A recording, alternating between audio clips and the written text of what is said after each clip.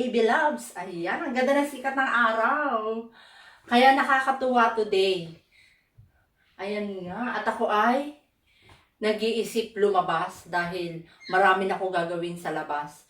Pero, hindi pa kakayanin dahil malamig pa talaga. January, yan yung kasagsagan ng lamig dito sa UK hanggang February. Malamig yan. Pag dating ng March, medyo okay na. Pero meron pa ring days na malamig talaga. Nagsisingle numbers pa rin kami. Kaya iniintay ko lang na medyo gumanda-ganda yung panahon. Medyo uminit-init talaga ng konti. Lalabas ako sa labas. Titignan ko yung gagawin ko by February. Pero sa February talaga malamig pa. Pero mag-uunti-unti na ako. Kasi nga dito kami sa countryside nakatira. Medyo malayo kami sa Kabihasnan. Nasa gitna kami ng farm. Ayan nga. At last year, hindi masyadong magandang panahon dito. Alam nyo yung ang lalakas ng hangin.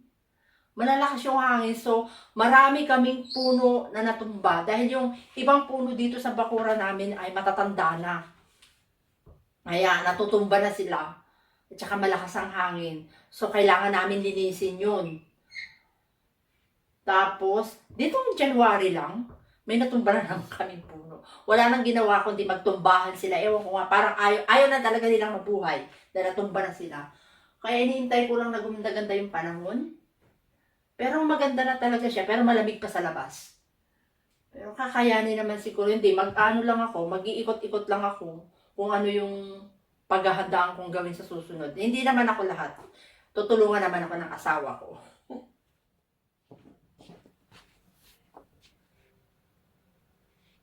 Ang ganda na ng sikat ng araw. Ito yung mga araw na ganito, yung nakakamiss, alam niyo yun. Matagal-tagal din kasi yung winter. Kaya, siguro pwede na akong lumabas. Sarap ng araw. Ang sarap tumampi sa mukha. Siguro kaya mainit yung araw dahil dito sa bintana. Pero pagdating sa labas, napakalamig niyan. Ayan, magro-ronda na tayo. Ito yung ginagawa ngayon ng asawa ko. Pinuputol niya yung mga sanga-sanga, pinapantay niya, tinitrim niya. Para yung mga camera ay makakita hanggang dun sa dulo. Ayun yung asawa ko. Nagmamando din. Hello! Parang ano. Say hello! I'm just gonna look around. Yeah. Ayan yung mga na naputol. Yung iba naputol niya na. Ayan, di ba? Ang dami. Ayan Ayan pa. Yan, tinitingnan niya. Sumasakit na rin yung ulo niyan. Alam niyo ang hirap kapag may napuputol na. Yeah. Ang dami, di ba? Kaya yung ko dito, nakita ko nung isang araw Kaya minsan bihira akong lumabas pag talaga pag winter. Bihira akong lumabas. Kasi nga, lamig. Hindi kaya ng katawan ko. Kasi ito, tignan nyo. Nanguhuli kami ng mababait.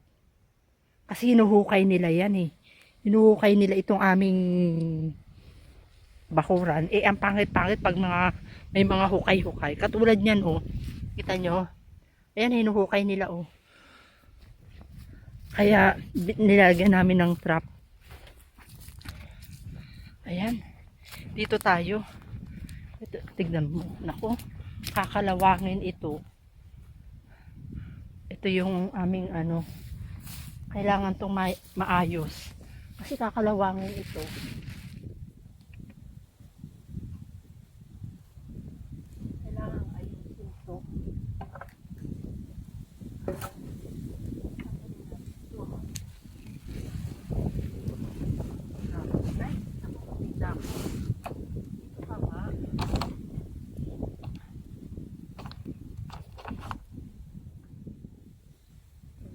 natin to. Kasi dito ako tumatambay kapag summer, mainit. Kasi dito pag nakainit, mainit talaga. So, nilagay ko to dito. Kaya lang napabayaan na. Kaya may mga rashes na oh. May mga rash na oh. May mga kalakalawang na. Yung pinakaloob. Sayang naman. Papasok ko na lang sa ano ko. Tawag dito. Greenhouse ko. At least doon safe siya. Hindi siya mauulanan.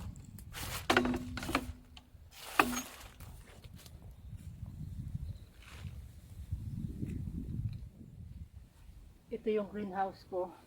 Lagi ko itong pinakikita sa vlog ko eh.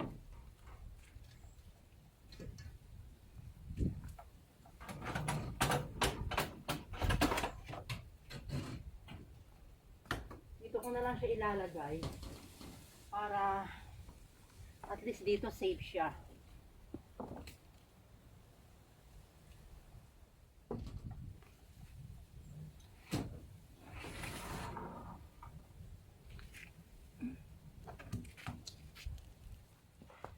Bumababa yung kanyang ano, bubong. Kailangan natin. Ayan. Kailangan siyang lagyan ng pangdikit. Ayan. Ito yung aking walang kakwenta-kwentang sitaw. Hindi na munga. Pinagod lang ako. Oh my God. Tingnan natin to. Baka may ginto. Ay, hindi na pwede yung buto niya. Pero marami akong buto na inano. Ayan oh. Ito pwede siyang lupa. Gagawin ko tong lupa. Alam nyo yun, bababad mo siya sa tubig. Tamang-tama. Pang lupa. Ito pa oh. Ayan oh. Lilinisin mo lang. Pero yan ayoko na. Ito yung ampalaya ko. Ito yung mga lilinisin ko ngayong taon. Tapos tatanggalan ko yan ng mga damo. Pero isprayan ko lang yan ng ano, with killer. Para mamatay yung mga weeds. Siyempre with killers. Kaya mamamatay yung mga weeds. Tapos tatanggalin ko to.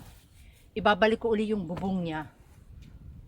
Parang habang pinalalaki ko yung mga itinanim ko, dito ko muna sila ilalagay. Ganyan na ang ano, pagtatanim dito sa UK. Kailangan talaga tatimingan mo yung panahon. Katulad yan, malamig, nilalamig na. Tapos ganito pa, may hangin. Ako, ang dami. Ito yung mga ano eh, oh. Hindi na siya pwede kasi, ayan oh, hindi na siya pwede gawing punla. So, ganito lang yan. Inaano ko lang kung ano yung mga lilinisin ko. Punta tayo ngayon dito sa ano ko. Sa caravan. Tignan nyo naman, ang dumi-dumi. Punta tayo dito. Kasi naglagay ako dito ng mouse trap. Tignan natin kung may nahuli tayong mabait. May nahuli tayong mabait. Naku, kailangan natin itong i-dispose sa labas. 3 ang nahuli kong mababait na gumagala-gala dito sa loob ng aking tambayan. Sandali lang. 3 sila. Kakaawa naman kayo. Sorry. Sorry talaga. Wala akong gloves. Dapat may gloves ako. Wala akong gloves. Naku, sorry talaga. Sorry. Oh God.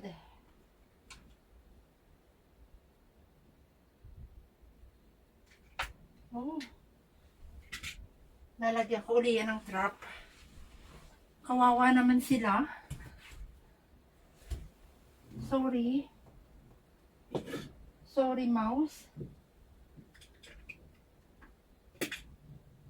Mukhang matagal na to dito.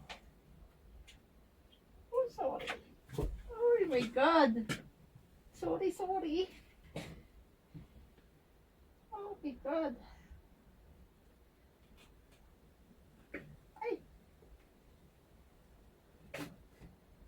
Wala akong gloves.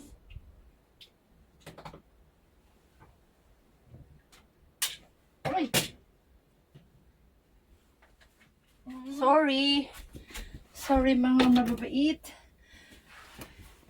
So, meron ditong hindi magandang pangitain. So, kailangan nating linisin.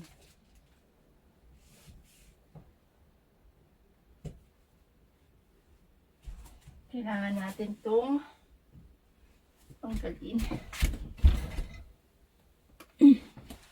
Ayan. Nakakaawa sila pero wala tayong magawa. Ganun talaga buhay. Ayan. Napakalamig. Sobrang lamig. Naninigas yung paa ko. So, paano ba yan? Maraming salamat sa panonood. Huwag kayong makalimot mag-subscribe kung nagustuhan nyo naman yung video ko. At itik nyo yung notification bell para lagi kayong updated sa aking mga bagong upload na video. So, bye!